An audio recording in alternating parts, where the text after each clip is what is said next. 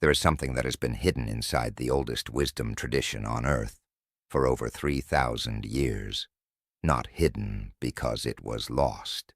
Hidden because it was considered too sacred, too precise, and too powerful to be handed to someone who was not ready to receive it. The rabbis called it sod, the secret layer of reality that sits beneath everything you can see, touch, or measure. And within that secret layer, there's a teaching about animals that changed the lives of every person who ever truly understood it. You are about to understand it. But before I say another word, I want you to do something right now. Think about the last time an animal came close to you without being invited, not a pet, not something you fed. A wild creature. Something that appeared without reason, stayed longer than it should have, and looked at you in a way that felt less like an animal and more like a message. Most people have a memory exactly like this, and most people dismissed it. That dismissal may be one of the most expensive mistakes they have ever made, and today that ends. My name is not important.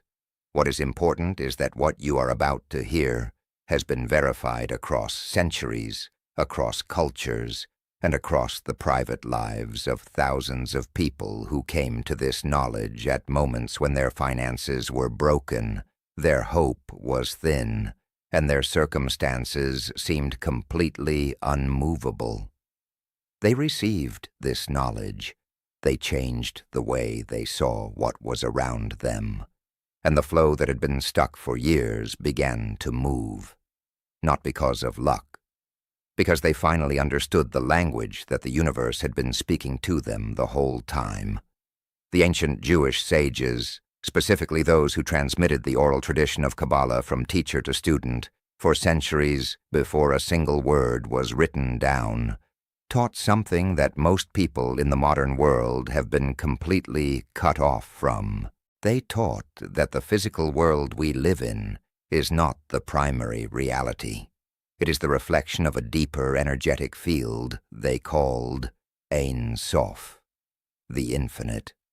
And everything that exists in the physical world, every creature, every event, every coincidence, is a communication from that infinite field. Nothing is random, nothing is accidental. The word they used for fate and fortune, mazal, literally means the dripping or flowing down of divine influence from the upper worlds into the lower world of material reality. And they taught that this flow does not arrive silently or invisibly. It announces itself. It sends carriers, and those carriers are often animals. This is not metaphor.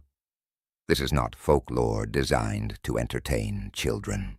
This is a live operative teaching that the greatest scholars of the ancient world encoded into their texts, because they knew that reality operates on a system of signs, and that the human being who can read those signs can position themselves to receive what the universe is already trying to deliver. The tragedy is not that this knowledge was lost. The tragedy is that it was always there, and almost nobody taught you how to use it. Here is what the tradition teaches at its deepest level. The world was designed with correspondence. Everything in the visible world has a counterpart in the invisible world. An animal is not merely a biological organism. It is a vessel. It carries a specific energetic signature. When that animal appears in your environment without logical explanation, it is not lost. It is not confused. It has been directed by the field itself to deliver a frequency, a specific message, to the space where you live. And your response to that animal either opens or closes the channel through which that message is trying to flow. This is not poetry. This is the mechanics of how reality works at a level that most people were never taught to see. Now here is the part that cuts deepest. The reason so many people stay financially stuck, the reason opportunities arrive and evaporate, The reason some people seem to move from abundance to abundance while others grind endlessly and never break through. It is not because some people are luckier. It is not because some people work harder. It is because some people have learned, consciously or unconsciously, to recognize the announcements of the flow, and others have spent their lives shutting those announcements out, often with their own hands. The first animal the tradition identifies as a carrier of financial flow is the frog, and I want you to understand why this particular creature was chosen. Because when you understand the depth of the symbolism, you will never look at a frog the same way again. In the Talmud, the frog is discussed in the context of the plagues of Egypt, not as a symbol of punishment, but as an example of a creature that carried a specific mission with absolute completeness. The rabbis tell a story of a frog that jumped into a furnace without hesitation to fulfill its purpose. The teaching embedded in that story is about a creature that fears nothing, that moves between elements without resistance, that exists at the exact boundary between two worlds, the world of water and the world of earth, and therefore can carry information across dimensions that most creatures cannot cross. When a frog appears inside your home uninvited, the ancient teaching is precise. The boundary between where you are financially and where you are meant to be is thinning. Something that was blocked is pushing through. A frog in your kitchen, specifically, is among the strongest signs the tradition recognizes. It signals that multiple streams of income are converging on your life at the same time. A large frog carries the announcement of a significant material shift. A frog with golden or amber tones in its skin carries the most specific message of all. Money that has been owed to you, delayed, hidden, or blocked, is in the process of being released. The only response the tradition permits is to honor its presence and allow it to leave on its own time. Never force it out. Never harm it.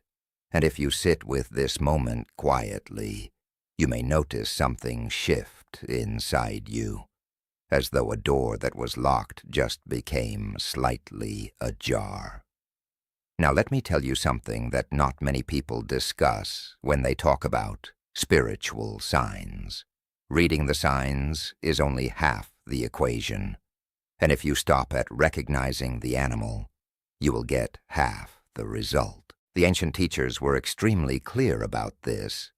There is an inner dimension and an outer dimension to every flow.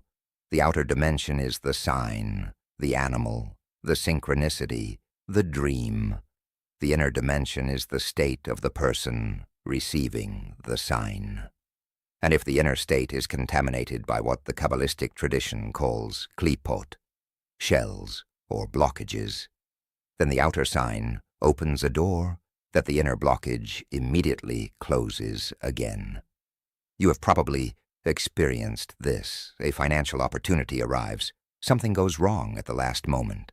A connection opens and inexplicably dissolves.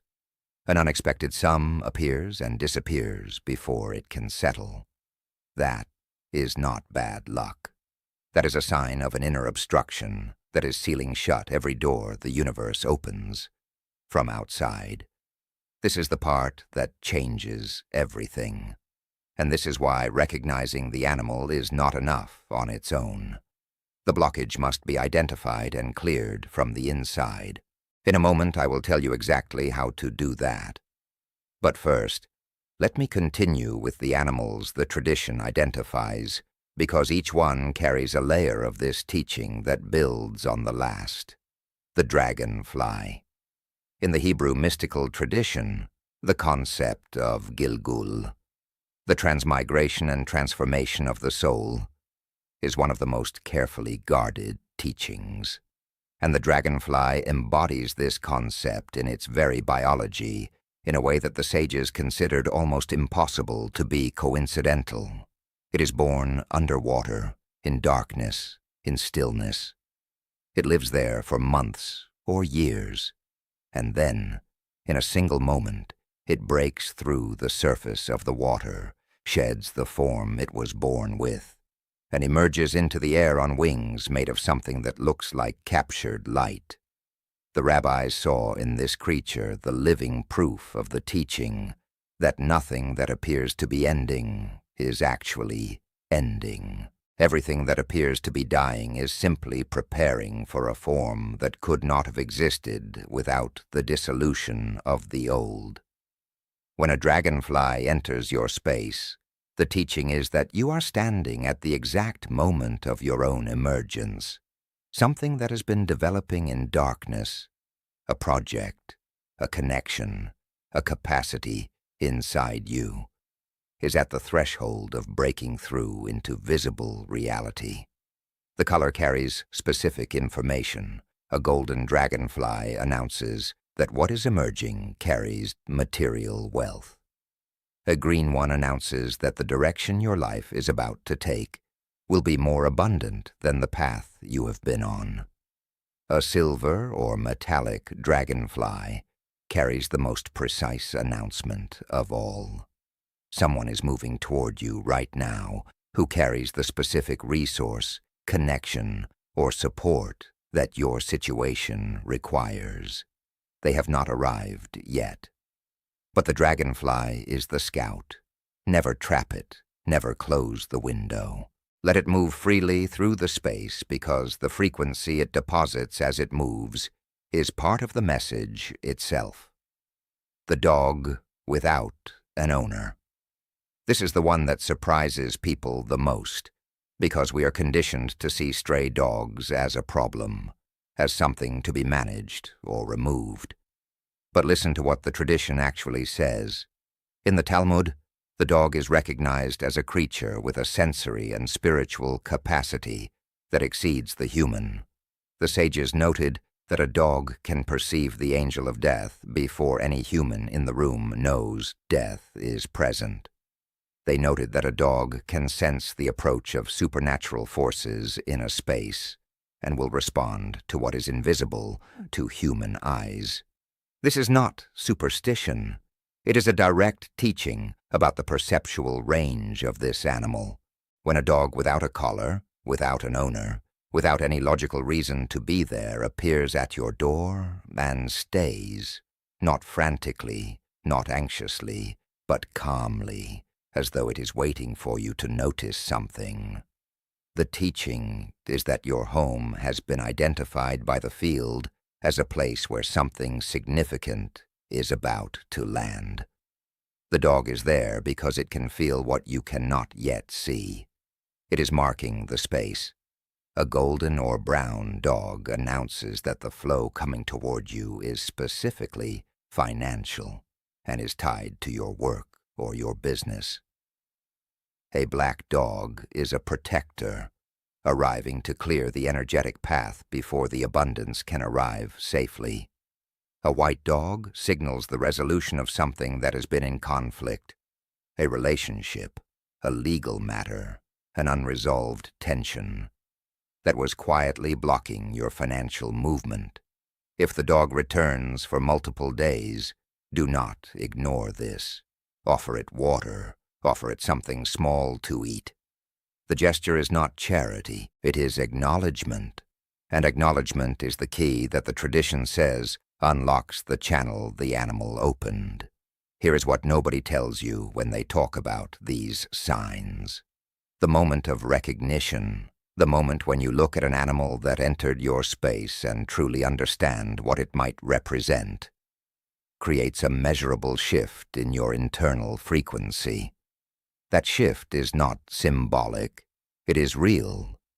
The Kabbalistic tradition calls it kavanah, directed intention, and the teachers were explicit that directed intention, properly aligned, is one of the most powerful forces available to a human being. When you recognize a sign and respond to it with consciousness, you are not simply thinking differently. You are emitting a different signal. You are sending a frequency into the field that the field responds to. And this is why two people can see the same animal and have completely different outcomes. One person sees a frog and kicks it out. One person sees a frog and understands. The field is not responding to the frog, it is responding to you. But here is the question I need you to sit with right now, because this is the point where most people's journey stalls. If recognizing the sign changes your signal, and your signal is what determines what the field sends back to you, then the real question is not what animal appeared at your door. The real question is what is running underneath your signal when no animal is present. What is the base frequency you are emitting when you are just living your regular life, doing your regular things, thinking your regular thoughts? Because that is the frequency that determines 90% of what arrives in your life. The animal opens a window, but if the room behind that window is filled with a signal of lack, of unworthiness, of deeply programmed belief that you are not the kind of person whose life changes, then the window opens and immediately closes again, because the inner signal and the outer flow cannot coexist when they are vibrating in opposite directions. This is the mechanism. And this is why so many genuinely spiritual people who pray sincerely and seek consistently still find the flow arriving and slipping away. The block is not external. It was installed internally, often so long ago that you have stopped noticing it is there. In the second part of this teaching, I'm going to show you the remaining animals the tradition identifies. I'm going to show you something that almost nobody in this conversation has ever been told. And I'm going to give you the most direct path I know to clearing the internal obstruction that has been quietly reversing every external flow you have received. Do not go anywhere. The most important part of this teaching is just ahead. You stayed, and the fact that you stayed tells me something about you. It tells me that somewhere inside, beneath the doubt, beneath whatever circumstances have been weighing on you, there is a part of you that knows this is real, that knows you are not watching this by accident, that knows there is something about your situation that is about to change. Trust that part of you. That knowing is not wishful thinking. In the Kabbalistic tradition, it has a name, Reshimut. The impression left on the soul by something it has already encountered in a dimension of reality you cannot consciously remember.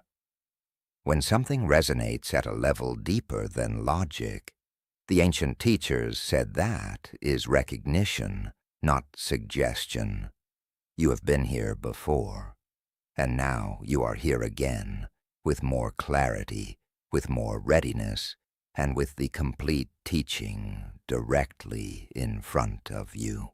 Let us continue with the animals the tradition identifies as carriers of the divine flow. The bee. The bee holds a place in ancient Jewish tradition that goes far beyond the famous phrase about the land flowing with milk and honey. The sages studied the bee with a precision that would surprise most people. They noted that the bee produces honey, which is the only food that does not decay.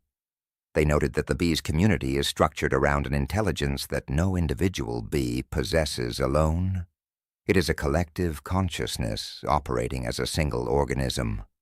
And they taught that when bees choose a space, they do not choose randomly. Bees respond to an energetic quality in a location. They are drawn to places where the field is organized, aligned, and vibrating at a frequency that supports sustainable growth. When a bee enters your home, or when a small cluster of bees appears near your window or your doorway, the teaching is precise and powerful. The space has been identified by the field as a location where long-term, compounding prosperity is being activated. Not a windfall, not a single dramatic event, something deeper. The kind of abundance that arrives and stays and builds on itself the way honeycomb builds on honeycomb, layer by layer, with mathematical precision. If a bee lands on you without stinging, the tradition considers this among the most rare and specific signs possible. It means the flow is not just arriving in your space, it is arriving specifically for you. The error that closes this particular channel is the most common one, destroying the hive. The Kabbalistic teaching on this is unambiguous. To destroy a colony of bees that arrived uninvited is to violently interrupt a flow of organized prosperity that was assembling itself in your environment. If the bees need to be relocated for practical reasons, do it gently, with respect, with full awareness of what they carried into your life, by choosing your space. Now I want to pause here before I give you the final and most powerful animal in this teaching, because I need to address something that most people carry into conversations like this without realizing it. They carry doubt. And the doubt is not about whether these teachings are real. The doubt is about whether they apply to them personally. They hear something like this, and part of them resonates completely. And then another part says, but probably not for me. I have always been someone things do not quite work out for. I have prayed, I have tried, I have believed and been disappointed so many times that disappointment has become the thing I expect. That voice, that specific program, is not your voice. That is a script that was written into you by years of accumulated evidence, by things people said, by patterns that repeated long enough to become belief. And that script is the reason the flow keeps arriving and leaving. Not because you are not worthy, not because the universe has a preference against you, but because the internal signal you are running is the signal of someone whose experience has taught them not to expect arrival. And the field does not override your own signal. It amplifies it. This is the teaching that changes everything. And this is the thing that the ancient teachers spent more time on than any animal, any ritual, or any sign. They called the inner work teshuvah, a word that is usually translated as repentance, but actually means something far more precise.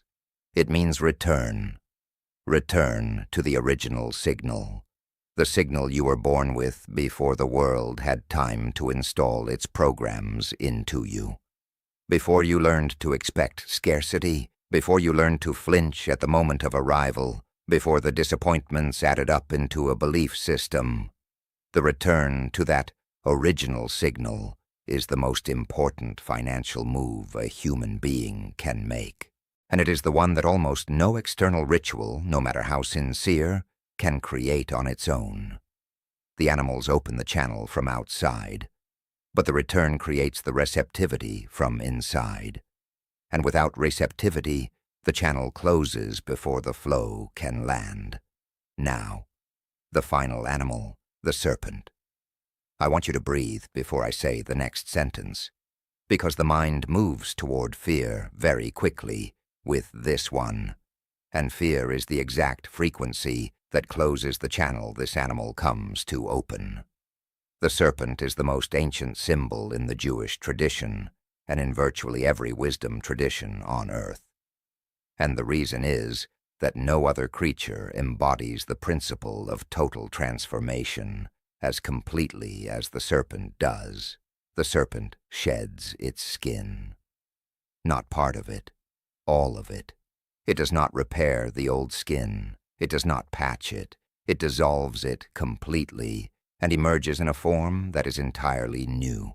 And the sages taught that this biological fact is a living lesson encoded into creation about the kind of change that becomes available to a human being when the time of their breakthrough has arrived. When a non-venomous serpent enters your home, the Kabbalistic tradition says something specific and extraordinary. It says that you are standing at the threshold of a transformation so complete that your current circumstances will be unrecognizable in its aftermath. Not an improvement, a transformation, the kind that changes the structure of your life. Not just the surface, its color carries information. A golden serpent announces an elevation of financial and social position that will be visible to everyone around you. A dark serpent, with smooth, deliberate movement, signals that forces are working on your behalf. In places you cannot see, people in positions of influence who are thinking of you, moving things in your direction, opening doors whose handles you have not yet touched. A serpent, with any metallic quality in its scales, carries the most specific financial announcement in the entire tradition. Money that is owed to you, funds that are delayed, debts that others carry toward you. All of it is in the process of being released and directed back to you. The rule is absolute. The serpent must never be harmed. Control the fear. Open the nearest door. Speak calmly in the direction of the animal and allow it to leave in its own time. When it is gone, burn natural incense in the space where it traveled, not to cleanse anything negative, because nothing negative entered, but to seal and consecrate the blessing it deposited. Now let me bring this entire teaching to the place where it becomes something you can actually use starting today, not someday. Every animal we discussed is a carrier of an external signal. But the ancient teachers were unanimous on one point. The external signal and the internal state must come into alignment for the flow to stabilize. You can honor every animal. You can leave the door open for every frog and every serpent and every dragonfly. And if the internal program is still running the signal of lack, if the part of you that believes you are not someone whose life transforms, is still the loudest voice in the room, the flow will arrive and leave again and again, and you will wonder why nothing ever fully stays. The most important thing you can do right now, more important than any ritual, more important than any external sign, is to begin the process of identifying exactly where your internal signal is contradicting the flow you are asking for. Not in a general way. Precisely. Where specifically did the program of scarcity or unworthiness get installed in you? What specific voice, what specific memory, what specific pattern of experience built the wall that the flow keeps hitting from the inside? Because until you know the exact location of the block, you are trying to heal something you cannot see. And healing something you cannot see is extremely slow work. Think right now about the last 3 months of your financial life, not with judgment. With the eye of an honest observer, how many times did something arrive and then dissolve? How many times did you feel a shift coming and then watched it contract before it materialized? How many times did you believe, genuinely, that this time would be different, and then the same pattern repeated? That is not a reflection of your worth. That is a reflection of a signal, and a signal can be changed, but only once it is identified clearly at its source, not at its symptoms.